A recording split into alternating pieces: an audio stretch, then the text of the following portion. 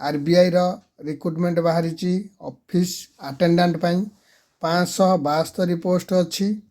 वर्तमान मुझे पीडीएफ अच्छी केमिति आम देखा जो एप्लिकेशन करवा मुझे नोटिफिकेशन टी ऑन करी आपण मैंने देखो ऑनलाइन रे एप्लिकेशन हम मोड ऑफ एप्लिकेशन ऑनलाइन केबे ठारू 15 जनवरी 2026 रु स्टार्ट हो जाइए 4 फेब्रुआरी 2026 पर्यंत चलो। पेमेंट मोड ऑनलाइन रे अच्छी। टेस्ट ऑनलाइन हम जो परीक्षाटा हम ऑनलाइन रे हम तापरे आम देखा को मैंने अप्लाई करेंगे कौटी कौटी वैकेंसी अच्छी। वैकेंसी देखूँ सब राज्यर जो आरबीआई रे वैकेंसी अच्छी देख अहमदाबाद बेंगालुरु भोपाल भुवनेश्वर आम ओडिशा जो भुवनेश्वर आरबीआई अच्छी 36 पोस्ट अच्छी।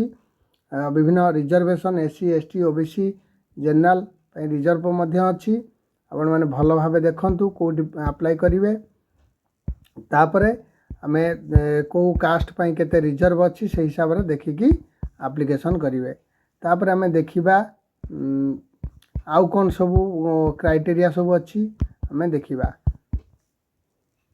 एज एज जदि आमे देखुचे 18 रु 25 वर्ष 1/1/2026 सुधा 18 रु 25 वर्ष होइतिबो। तापर रिलैक्स रहिबो को कास्ट पाई SC ST 5 years relaxation age रहिबो।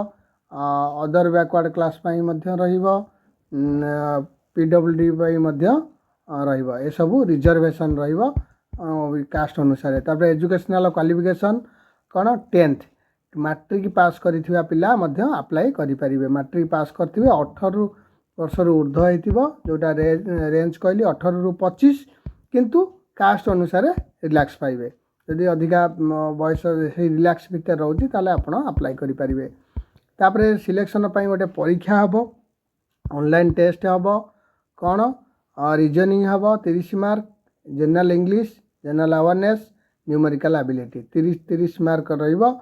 120 क्वेश्चन 120 मार्क 90 मिनिट एटा हम टेस्ट। तापरे ए टेस्ट द्वारा सिलेक्शन करा जिवो। देखंतु पे स्केल देइछि पे स्केल भल अच्छी 24,250 रेंज अच्छी। देखो पाखापाखि मंथली 46,000 पाखापाखि 46,000 टंका सैलरी रहिबो। एटी देखो तार हिसाब देइछि पे बैंड रो।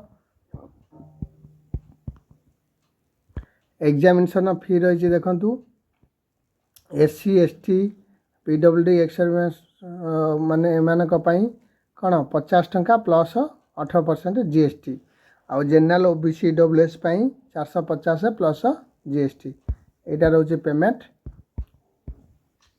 यही सब तार क्राइटेरिया रही क्वालिफिकेशन रहिला 10th एवं एज रहिला 18 रु 25 तापरे पेमेंट करिया को 50 टंका plus GST 450 plus GST SC ST PW एमानक पई 50 टंका आउ अन्य मानक पई 450 प्लस जीएसटी। तापरे पीडीएफ टाको भल भाव देखिए कौन कौन देइछि अप्लाई करिया को फोटो सिग्नेचर अपलोड हम एभली भाव देखी यथाशीघ्र अप्लाई करदेवे। धन्यवाद।